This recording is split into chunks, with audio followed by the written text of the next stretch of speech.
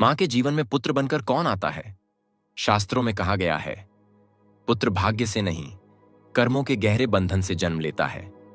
यानी हर मां को पुत्र मिल जाए, ऐसा जरूरी नहीं। लेकिन जिस मां को पुत्र मिलता है, अधूरा प्रेम उसके पीछे या फिर ईश्वर की कोई गुप्त योजना।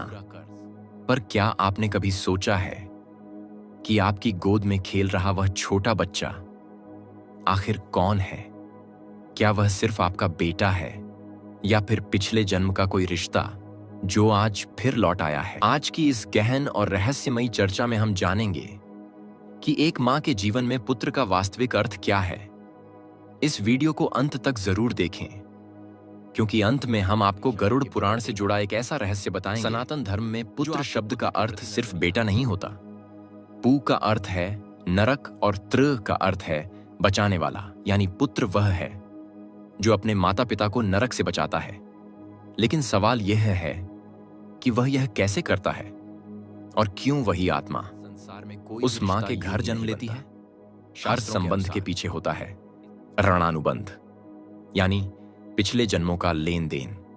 जब कोई आत्मा पुत्र बनकर मां के जीवन में आती है तो उसके पीछे 3 मुख्य कारण होते हैं। 1, अधूरा कर्ज आड़ चुकाने के लिए। कभी कभी पिछले जन्म में मां और उस आत्मा के बीच कोई कर्ज बाकी रह जाता है। वह आत्मा पुत्र बनकर आती है ताकि उस आड़ को पूरा कर सके। हो सकता है वह मां की सेवा करे, उसे सहारा दे, या फिर कठिन समय में उसकी ताकत बने। 2, अधूरा प्रेम। कई बार वह आत्मा कोई पुराना संबंध होती है, पति, भाई या कोई बहुत प्रिय व्यक्ति जिसका प्रेम अधूरा रह गया था। वह फिर से जन्म लेती है, इस बार पुत्र बनकर, ताकि उस प्रेम को पूरा कर सके। 3, कर्मों का फल, परीक्षा या पुरस्कार। गरुड़ पुराण के अनुसार पुत्र कभी कभी पुरस्कार भी होता है और कभी परीक्षा भी। अगर मां ने पिछले जन्म में अच्छे कर्म किए हैं तो उसे एक संस्कारी, आज्ञाकारी पुत्र मिलता है।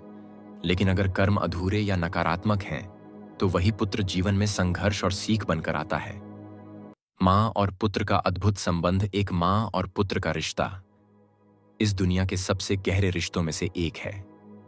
जब एक मां अपने पुत्र को जन्म देती है तो सिर्फ शरीर नहीं बनता, एक आत्मिक बंधन बनता है। शास्त्र कहते हैं, मां के हृदय का एक अंश पुत्र के रूप में बाहर आ जाता है। यही कारण है कि मां अपने पुत्र का दर्द बिना बोले समझ जाती है। कहा जाता है, जब भगवान श्री राम ने इस धरती पर जन्म लिया तो वे सिर्फ एक पुत्र नहीं थे, वे माता कौशल्या के लिए एक दिव्य आशीर्वाद भी थे और एक कठिन परीक्षा भी। भगवान राम का जन्म कोई संयोग नहीं था, बल्कि एक ऐसी योजना थी जिसमें एक मां को अपने ही पुत्र से बिछड़ने का दर्द सहना था। वनवास के समय माता कौशल्या का हृदय टूट गया था, लेकिन फिर भी उन्होंने अपने पुत्र को रोका नहीं, क्योंकि उनके लिए ममता से ऊपर धर्म था। अब जरा सोचिए, अगर स्वयं भगवान श्री राम भी एक मां के जीवन में कर्मों और उद्देश्य के साथ आते हैं तो आपका पुत्र सिर्फ एक साधारण रिश्ता कैसे हो सकता है? यही एक सच्ची मां का कर्तव्य है, पुत्र को केवल जन्म देना नहीं, बल्कि उसे सही और धर्म के मार्ग पर चलाना। पुत्र का धर्म क्या है? शास्त्रों में कहा गया है, एक सच्चा पुत्र वही है जो माता पिता का सम्मान करे, उनके बुढ़ापे में सहारा बने, उनके अधूरे सपनों को पूरा करे और सबसे महत्वपूर्ण, उनके कर्मों को आगे बढ़ाए। गरुड़ पुराण में एक अत्यंत गहरा रहस्य बताया गया है। जब माता पिता की मृत्यु होती है तो उनकी आत्मा की शांति के लिए पुत्र द्वारा किए गए कर्म, श्राद्ध, तर्पण बहुत महत्वपूर्ण होते हैं। ऐसा कहा जाता है, यदि पुत्र सच्चे मन से ये कर्म करता है तो वह अपने माता पिता को मोक्ष के मार्ग पर आगे बढ़ाता है। इसीलिए पुत्र को मोक्ष का द्वार भी कहा गया है। एक कड़वा सच आज के समय में, कई लोग पुत्र को केवल बुढ़ापे का सहारा मानते हैं, लेकिन शास्त्र कहते हैं पुत्र कोई सहारा नहीं, वह एक जिम्मेदारी है। उसे सही संस्कार देना, उसे धर्म सिखाना और उसे एक अच्छा इंसान बनाना, यही एक मां का सबसे बड़ा धर्म है।